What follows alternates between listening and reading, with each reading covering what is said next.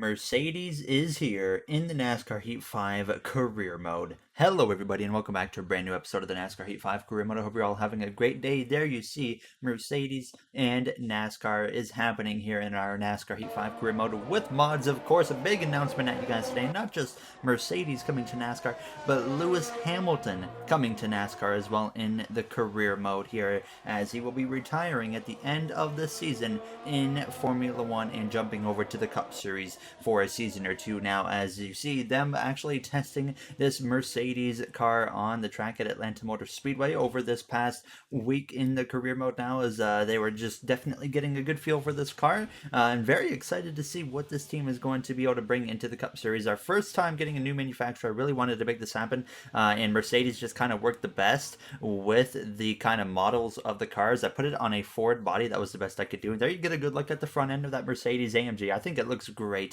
And I looked at basically this car right here, the Mercedes AMG GT3, and thought that this would work the best with putting it on a NASCAR car. So there you see the news. Mercedes intends to enter the NASCAR Cup Series next season with Lewis Hamilton. Hamilton is set to retire from Formula One at the end of this season, and Hamilton has had an interest in NASCAR for several years and hopes to find success over a multi-year deal with the Mercedes Cup entry.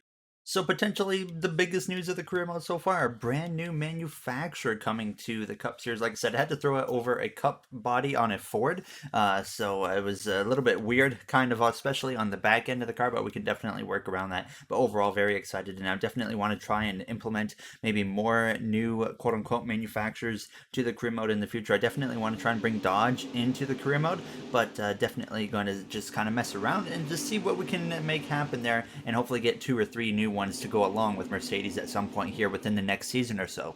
You might be wondering, what car will Mercedes be replacing? Likely a front row car. Haven't fully decided on that so far, but like I said, it'll be a Mercedes team. The only Mercedes car in the field will be the actual Mercedes team, with Lewis Hamilton behind the wheel. As we come through, though, into the actual race weekend here for the career mode episode at Kentucky Speedway. As usual, we have a subscriber in the truck for us, and this time out, it was Jacob Brown in the truck for us here at Kentucky.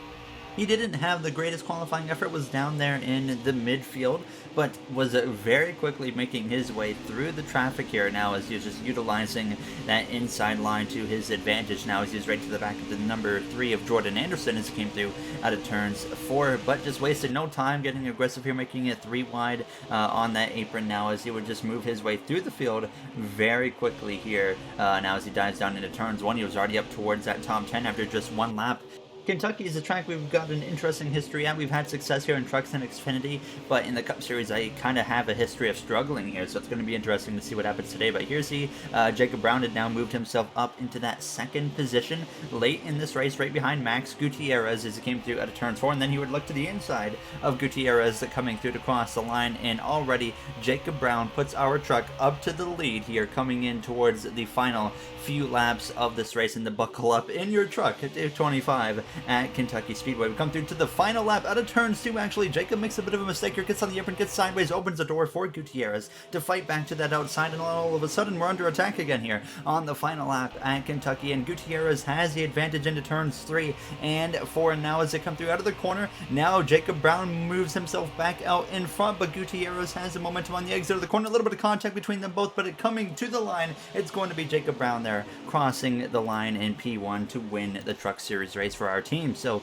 that puts our Truck Series team in victory lane for, I believe, the 3rd time this season now, and I'm actually considering potentially, with mods of course, expanding our Truck Series team to a multi-team situation. Instead of just 1 truck, we might go to 2 or 3 trucks, and same for the Xfinity program in the future as well, as I hope to potentially announce some Cup Series plans soon as well in the career mode for my own custom team, which we have yet to ever do, I think, in the NASCAR Heat career mode, even spanning back to NASCAR Heat 2. But now to the Xfinity side of things here in the career mode for Kentucky. We have Paul Menard behind the wheel as usual, and I have decided if I decide to go through with that whole expanding thing to multiple teams in trucks and Xfinity, then I'll definitely keep Paul Menard around for the time being. Now, as we were underway though, down towards turns 1, he started right behind that 98 of Haley Deegan with that brand new Monster Energy modded paint scheme that was made by FRG Designs, as I showed you guys in the last episode. So make sure to go follow him on Twitter You can see a lot of the work he does with paint schemes over there now as we would go down into turn 3, and Paul, just kind of like our Truck Series truck with Jacob Brown, was actually moving his way forwards very easily here, but he would come through a little bit later in this race. Haley Deegan had moved to the lead, and then we were coming through to pass a 20 car of Christian Eckes into turns 1. So through the center of the corner, Paul was trying to get clear, and he would get clear of that 20, but then the 39 of Ryan Sieg would slip up the inside, and then they would actually have Paul dive back up the inside of Sieg into turn 3. Next thing you know, it was 3 wide with Paul in the middle between Eckes and Sieg. There was a little bit of contact between Menard and the 20, and sure enough, into turns 1, the 20 car would actually go sideways there, and that would really hold us back there as we lost a bunch of momentum, and unfortunately, by the time we got to the end of this race, there wasn't enough time to actually close that gap back up to the back of that 98 car of Haley Deegan. So out of turns 4 on the final lap for the 3rd time this season and in her career, Haley Deegan comes through to win here in the Xfinity Series, and I believe that's back-to-back wins as well for Haley Deegan there. So a runner-up finish for our team. Cannot really complain with that, as we've still had a strong season here in the Xfinity side of things. But Haley Deegan just recently announced that she would be going to Stewart Haas Racing there to drive that 4 car for Kevin Harvick, who is retiring at the end of the season, has now been able to pick up a couple wins since that announcement. But now we come through into the Cup Series side of things here for Kentucky. Like I said earlier, a track that I kind of struggle at on the Cup Series side of things. There you see we have actually the pink and black Razor paint scheme on the car today. It's been a while. I think I ran it only once last season, and it was very early in the season, if I remember correctly, at like Martinsville or something like that. I might be wrong. But like I said, it's been quite some time since we've run this variant of the paint scheme, but we got it here today now as we come through to cross the line in qualifying with a 31.040 for the Quaker State 400, qualifying in a bit of a disappointing P19 here for Kentucky. So definitely got some work to do in the racers. Our teammate of Kyle Larson in P17, Chastain, just in front of us, will not be returning to that 42 car next season. As we already know, William Byron rounds out the top 10, and on the front row, it's Noah Gregson on pole and Kevin Harvick, Harrison Burton, Chase Briscoe, Matt DiBenedetto there, and your top 5. So 3 SHR cars in that top 5 here as we look at the rest of the qualifying order. John Hunter Nemechek not last for once. Zane Smith down there in P34. Corey LaJoie, Joey Gase on that final row as we get ready to go green here in the Quaker State 400 at Kentucky Speedway. Alright boys, I've struggled at this track in the past, but I'm confident we can kind of get that out of the way, and we've had some good speed lately, so I don't see why we can't have a good run tonight. Let's go get it. There you hear myself on the radio as we're getting ready to take the green flag here for the Quaker State 400 presented by Walmart here for Kentucky Speedway. There's you see Noah Gregson might be one to watch out for. He's been looking for that first career win for quite some time now and starts on pole, and you can see that fire symbol. We know he's going to be fast here tonight as Joey Logano, of course, still upset with us, but Tyler Reddick sent to the back of the field after crashing during qualifying here as we're ready to take the green flag on this outside lane here behind our teammate of Kyle Larson there in that number 5 Brandt Chevrolet Chastain. On our inside now as the green flag is out, and we are underway now with about 6 races left in the regular season. Currently 5 spots open on points, and something to really keep an eye on is the very first car behind me, Brandon Jones in the 96. He has a win this season. I believe it was at Phoenix, and it was on fuel mileage, and he will be in the playoffs if he can remain in the top 30 in points. Right now he is down in 31st, so he is no longer in the playoffs, so you got to keep an eye on if he can get into that top 30 or not, because that can completely change everything. Right now Bubba Wallace is the last driver in the playoffs, but if Brandon Jones gets back to the top 30, Bubba Wallace now becomes the first driver out. So it's going to be very interesting to watch over these final 6 regular season races here as we complete this first and opening lap as we dive down into turns 1. Chastain on the inside, clear of myself here. Suarez just behind myself. Now rumors are starting to circulate here in the career mode that Suarez might not return to that 99 car next season. You'll have to keep an eye on that now as Christopher Bell, he's at my inside as we go down into turns 3 as I go up the inside of the 42 of Ross Chastain, and we clear him very easily on the exit of turn 4. Now Suarez up my inside here on the exit of the corner as we try to get back clear and get down to that inside lane. Unfortunately, it wouldn't quite work into turn 3 on lap 3. Suarez clears me into turn 3, so we drop down to P20 now on the exit of the corner. But we would sure enough be able to fight back to that inside of Daniel Suarez now on lap 4 into turns 3, and we would be able to just about clear him, but he fights back there. But then finally on the exit of turn 4, we sure enough clear that 99 of Suarez. Still love that paint scheme every time that we pass it. High C Creations on Twitter made that paint scheme, as I mentioned a little bit ago, and it just looks so good now as we go down into turns 1. But Noah Gregson, he was leading the way, and he was actually off to a commanding lead here in this race as he was not a full second second ahead of second place, but he was very close, and he was continuing to open up that gap now as we cleared Cole Custer. We were moving our way through the field as these laps went on, now up to P16 as we came through onto lap 8 to the back of Chase Briscoe. Now to the inside of him as we go down towards turns 3. Actually, we have trouble for Chase Briscoe, who's right beside us there, blows the right front tire into turn 3. Caution's going to come out. He gets hit by the 43 of Eric Almirola. Now, caution out. Everybody staying out here. Briscoe will remain in the race ever since he's come back from his injury earlier in the season after a big crash at Texas Motor Speedway. He's been kind of struggling a bit. It's been up and down for him, but hopefully they can get that season turned around by the time they get to the playoffs. I believe Briscoe now has 6 career wins in our career mode. Definitely been one of the best drivers that was kind of modded into the Cup Series now as we are back underway here in Stage 1, about the halfway point at this point now, right behind the 11 of Denny Hamlin. Eric Jones in that 02 McLaren there on the outside of him as we go down towards the turns 1. Chase Elliott there a row in front of us now as Noah Gragson continues to lead the way. Kevin Harvick's up there in the mix. Harvick's currently got 2 wins on this season, of course, in his final season of his Cup Series career, as you guys know, as we go down into turns 3 up the inside of our Hendrick teammate of Chase Elliott there in that Kelly Blue Book 9 car.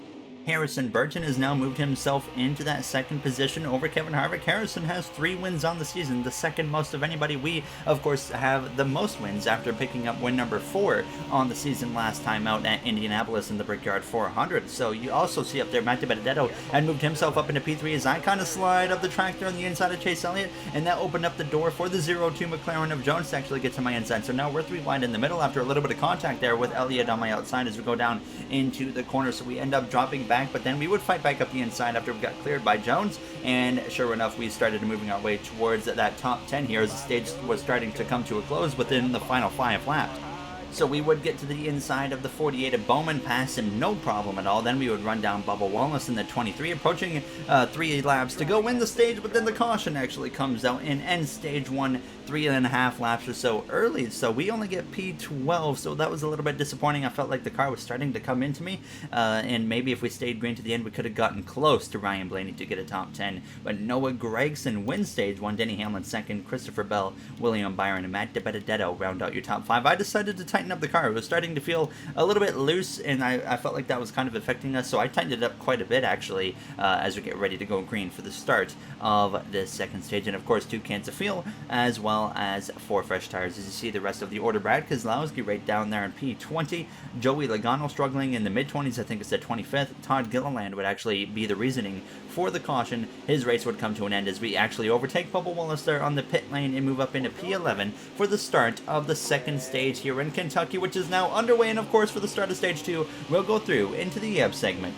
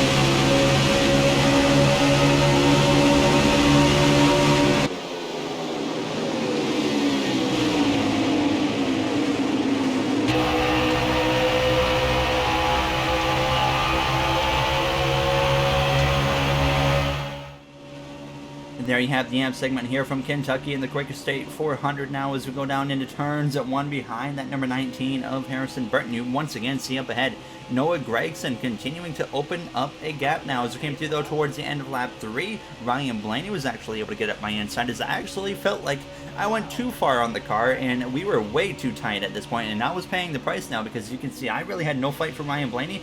And as we came through to the end of lap 4, getting very tight on the exit of turn 4 and actually end up hitting the wall there on the exit of the corner, putting a little bit of damage on the right side of the car, and that allows a whole swarm of cars to get past me. Bubba Wallace goes by, Zane Smith, Chase Elliott, then we were split 3 wide in the middle. The 02 of Eric Jones goes by, Tyler Reddick, Cole Custer, and then even Alex Bowman there in the 48 car. So we were all of a sudden down into P19 after that mistake, and I should have just got out of the throttle, of course, but I never did get out of the throttle because I really thought I was going to be able to keep it off the wall, and obviously I was proven wrong there as we also get passed by Brad Keselowski. So we were down to P20, but as we would get back to the inside line and just kind of settle down, we started to focus back in and try to work our way back through the field, but it was so tight, and I definitely knew that at the end of stage 2 we would have to actually just completely go back on our adjustments likely, and maybe even go the other way and try to loosen up the car. So we come through though towards the halfway point of stage 2, and now we were starting to work our way through the McLarens of Zane Smith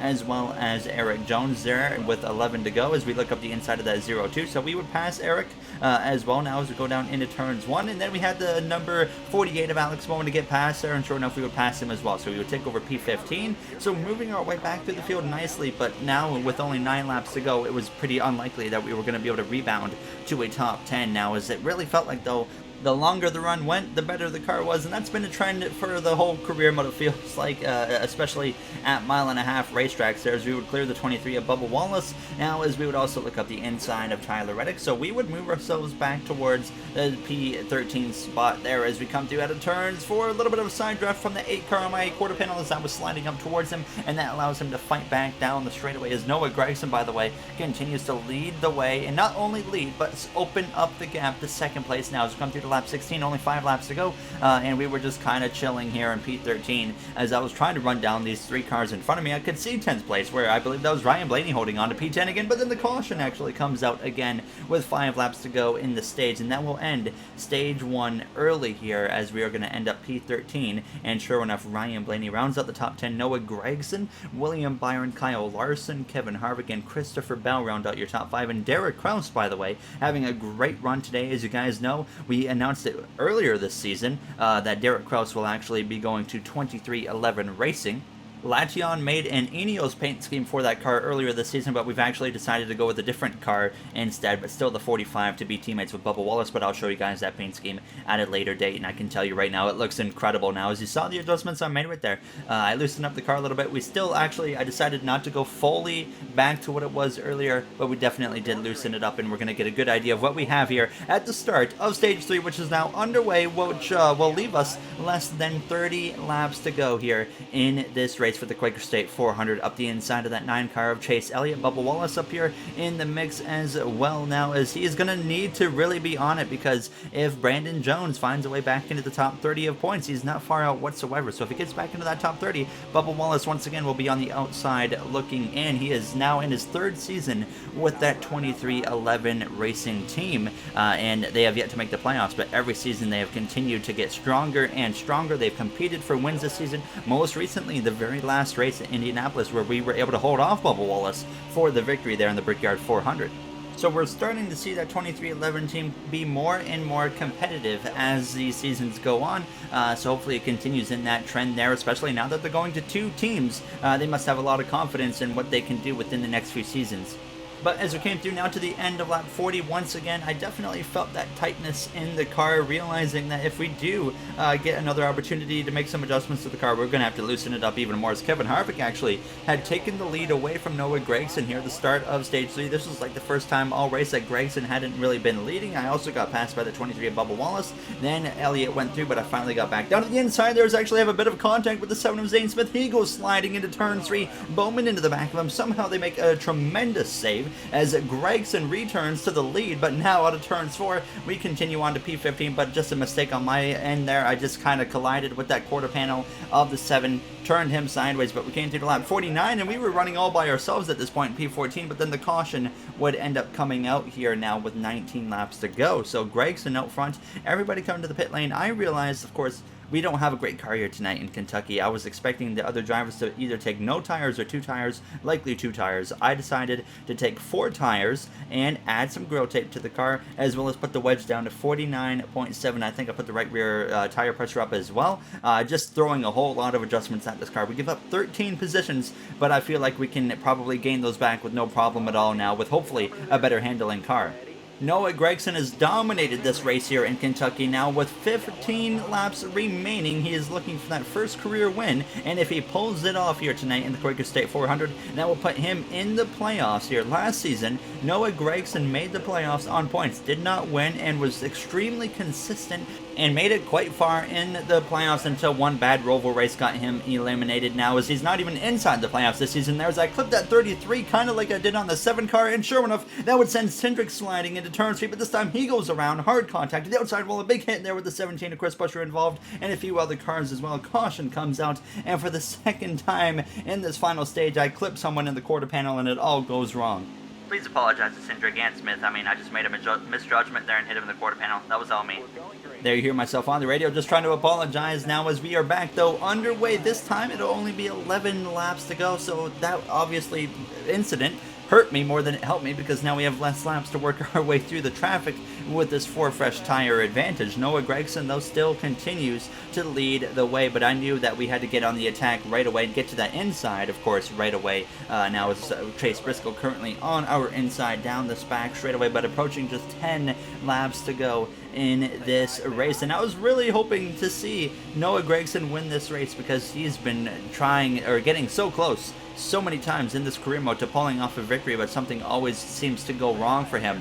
But right now he does lead the way with 10 laps to go over second place of William Byron. Of course, William Byron had a win last season in that 88 car for Earnhardt Johnson Racing, but didn't really have a whole lot of speed. But this season, they do have playoff competitive speed in that 88 car, but they actually haven't won a race. So a little bit of a reversal there, but they definitely are going to be a contender, I think. And next season, I think they're also going to be even stronger, as they have a very strong Hendrick alliance with our team, of course, now as we exit turns 4. And we were starting to make up some ground now. We got up to P14, we passed Zane Smith, we passed Alex Bowman, now to the inside of Harrison Burton and Ryan Blaney on the exit of turns 4. Elliott battling in P11, going for 10th place on Matt Benedetto, who was up towards the front earlier in this race. Just 7 laps to go. Now is actually the 9 car of Chase Elliott goes spinning into turns 1, big hit there to the outside wall, and the 48 gets involved as well. Both of our teammates right there just got collected, and Chase Briscoe, as the caution comes out, another hit, a couple heavy hits there. I think I saw both the JTG cars get involved of Stenhouse and the rookie of Sheldon Creed. Everybody's staying out this time, but a big incident right there, and that's going to force us into a late race restart with Noah Gragson leading the field back to the green flag, as we will restart here in P11, and all of a sudden we have a chance for a top 10. We really haven't run in the top 10 all race. It's actually 4-lap dash, not 3 laps, but like I said, we really haven't been in the top 10 tonight. But now with that 4 tire call, we have this advantage still, and we have an opportunity to sneak into that top 10 and get a solid result out of what has been quite the frustrating struggle of a race for us here now as we go down this back straightaway. I could have taken Bubba Wallace 3 wide right there, but knowing his point situation, I decided to just play it safe. But then, sure enough, into turn 3, I saw the door wide open, so I had to take it now as we come through out of turns 4. So we move up into P8 as we go down this front straightaway. Noah Gragson goes all the way to the outside, leaving the door wide open for Denny Hamlin into turns 1 as we look up the inside of Kyle Busch. And I mentioned something going wrong for Gragson in the past when he's been in a position to go for a win. Well, this time it looks like he's just straight up throwing the win away potentially here as we came through. Sure enough, to 2 laps to go, still battling, by the way, side by side with Kyle Busch. A lap and a half to go. Gragson on the outside, Hamlin on the inside, side by side for the lead now as Gragson goes all the way to the wall. I go down to the apron trying to clear the 18 to Kyle Busch, but then I completely mess up the corner, leave the door open for Harrison Burton as we come through out of turns 4. And now coming through to the final lap here in Kentucky Speedway for the Quaker State 400 down in P8, Denny Hamlin is going to clear Noah Gragson into turns 1, and Noah Gragson appears to have completely thrown his first career win away here at Kentucky now as Blaney gets up our inside on the exit of turns 2. Gragson was looking at a playoff spot, his first career win, but it's not going to happen now as we go down into turn 3. Gragson again goes to the top, I go to the bottom. Harrison Burton on my outside there as we continue to slide up the track, and now Blaney at my inside. He's going to pass us on the exit of turn 4 as Hamlin comes through to win in Kentucky. We come through to cross the line there just in front of the 20 of Christopher Bell and still manage to at least hold on to a top 10 there. P9, cannot complain at least about a decent rebound there, but Gragson ends up runner-up in second, Kevin Harvick third, Derek Kraus with a great effort in fourth, Kyle Larson rounds out the top 5, and then Christopher Bell rounds out the top 10. Bubba Wallace down there P14, Suarez P21, Smith 22nd, then you see 30th on down Justin Haley, Joey Logano on P29 by the way, but Chase Elliott, DNF's Austin Cindric down there in like 38th. So what a turn of events right at the end with Gregson just handing the win to Denny Hamlin instead of being in victory lane and being in the playoffs. He is now once again in a situation where he has to win to get in the playoffs, and he has 5 races left in the regular season. The trucks only have like 2 races left in the regular season. Xfinity still has quite a ways to go here now, like 7 or 8 or something like that. So quite a bit of time left in Xfinity at least. But in the next episode, we go to New Hampshire Motor Speedway as always. If you guys enjoyed, you know what to do. I would, of course, like to thank you all for taking the time out of your day to watch this episode. Now, as Hamlin is now a multi-time winner, the 6th driver this season to pick up multiple victories now as we look at this playoff grid going into New Hampshire in the next episode. And you see Austin Cindric, the first car out, 52 points below that cut line. Bubba Wallace is now actually overtaken Ryan Blaney, but they are tied actually in terms of how many points they have. But in the next one, we go, like I said, to New Hampshire. 5 races left in the regular season. And I would just like to quickly say thank you to the Going Racing members of MJ, Aiden, Joseph 9001, RJ, Timothy, Bubba Jr., Illinois Diecast, Brett Durward, Dark Gengar Gaming, AJ Vasseur, as well as Movement. As I always mentioned, you guys help me out a lot, and I really do appreciate it. And hopefully we'll have you guys all on one of my cars here before this regular season comes to an end. And I'll see you guys in the next one. Have a great day, everybody.